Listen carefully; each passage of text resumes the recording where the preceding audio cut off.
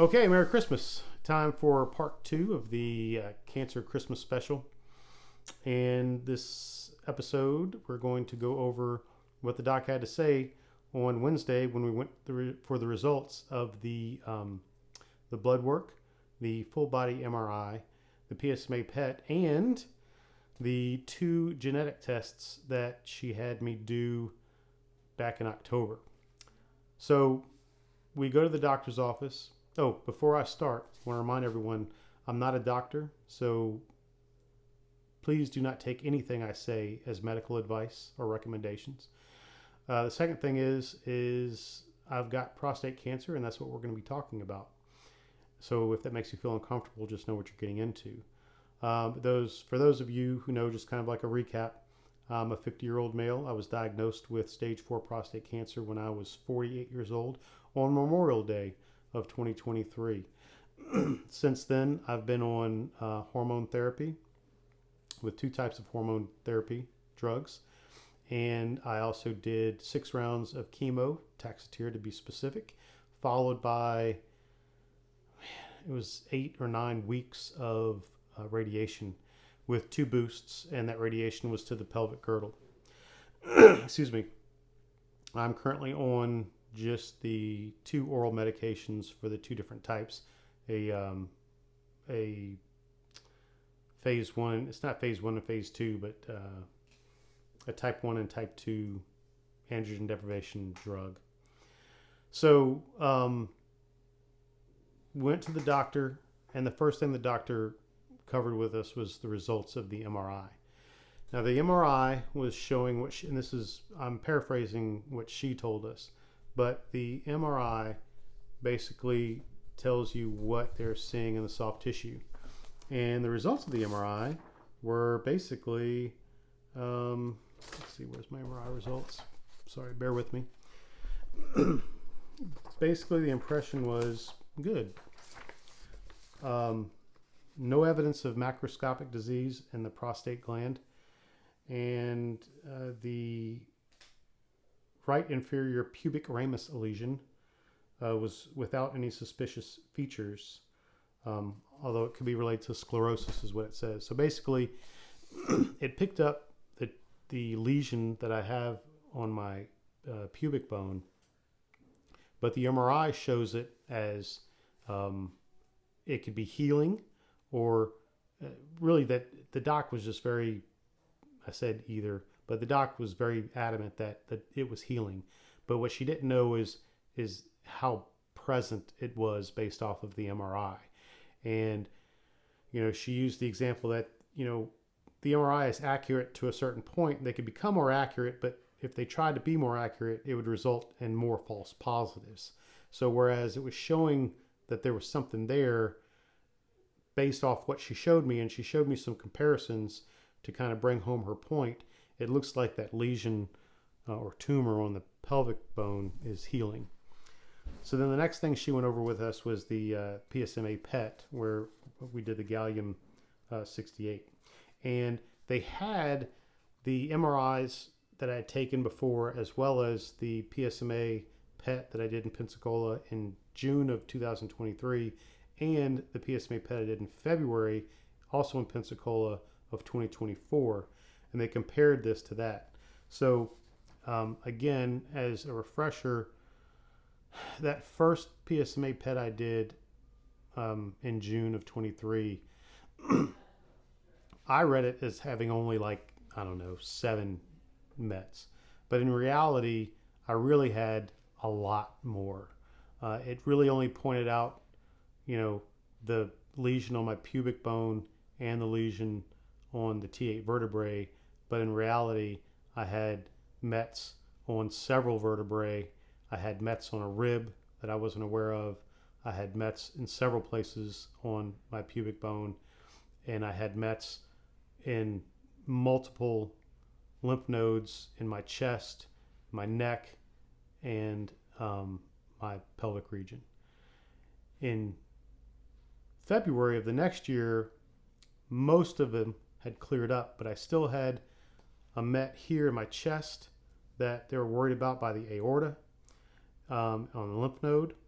I still had 2 or 3 lymph nodes in my pelvic region. I still had a met on my vertebrae that they said looked like it was healing, and I still had the met in my one side of my pubic bone. All right, so that's where so still a handful of mets. All right, so here are the results from this PSMA PET. Head and neck, no suspicious lymph node uptake. Chest, no suspicious uptake. Abdomen, no suspicious uptake. Pelvis, no suspicious lymph node uptake. But there was mild persistent uptake within the right prostate gland with a max SUV of 4.8. 2.5 is really where you want to get, and actually there's debate about if 2.5 is the answer or not. But that says, so anything above 2.5 is considered likely cancerous. But the doc was very happy about this. She said, and I also am not too worried about it, because if the radiation does its job, and I'm confident that it will, that prostate gland is going to continue to go down. And the 4.8 actually represents a little bit of a spike from the last PSMA PET that I did before radiation, which was at 4.2. And sometimes after radiation, you will see a spike in some of this uptake because the prostate is aggravated or other reasons. But the original PSMA uptake or SUV uptake on the prostate was 15.7. And she showed me pictures of the PSMA PET in June and then the one that we just took. And it looks significantly less than it did in the one in February. And then, so that was it. That's all in the pelvis. Now, as far as the lymph nodes go, the soft tissue and the organs. Osseous structures, and of course osseous means bones. Basically it says this. The sclerotic bone lesion within the right posterior inferior pubic ramus has a PSMA uptake of 3.1, which was previously 6.7 in February and 32.2 in June.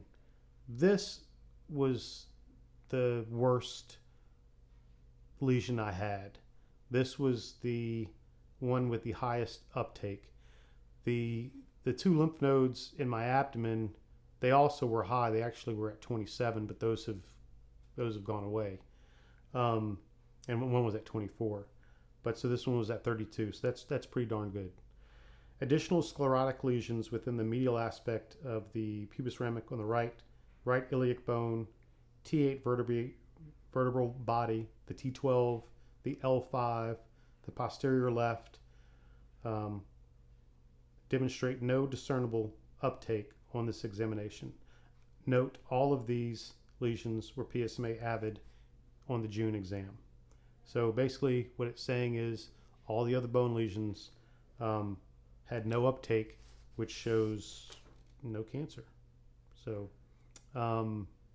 says additional sclerotic lesions throughout the axial skeleton demonstrate no uptake on this examination, significantly improved from June. So that's good news. So basically, I'm going from multiple to 2, to the prostate and to the bone. And again, the doc, and I don't have any reason to doubt her, had said that the bone lesion, the one in the pelvis, really looks to be healing more than anything else. So, that's that. Blood work, she said, looked phenomenal. My red blood cells and my white blood cells are still low, but she said that's to be expected from having done the chemo, having done chemo and full-scale radiation all within the last, 12 months. So that's to be expected. But the rest of the blood work looks really good. She says everything else is doing what it's supposed to be doing, signaling that I should be able to recover fully as far as the red blood cells and the white blood cells go. Genetic tests. The germline test. This is the second germline test I've taken. The first one was negative. This one also came back negative. And one of the things she said, which I think is important and just kind of shows the pace of the advancement in medical technology, especially when it comes to DNA and in this case prostate cancer. She's like, look, yes, this test was negative, but you were a younger than 50-year-old man with that was very sick with severe stage 4 prostate cancer, and so you have some type of mutation somewhere. We just haven't discovered what that gene is yet, and those were her words. So okay, that said, my boys already know they need to start getting tested when they're 30, regardless, because again, it's just a blood test. There's no reason why you shouldn't do it. So then go on to the somatic test, and I'm not quite as clear with the somatic test because I thought they tested other DNA or aspects of the DNA, and I guess it did.